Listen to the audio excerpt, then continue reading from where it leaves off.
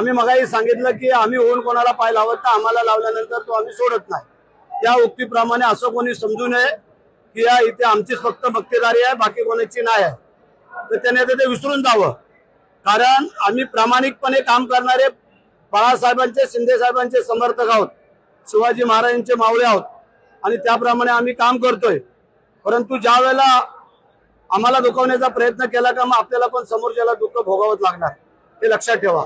आम्ही बाकी काय जास्त काय बोलत नाही किंवा काय चालत नाही आहे, परंतु जो आजचा पक्षप्रवेश आहे तो त्या दिवशीचा झालेला पक्षप्रवेश आणि आजचा पक्षप्रवेश त्यावेळेला तुम्ही पण त्यावेळेला असणार होता जिथं, असं मला वाटतंय।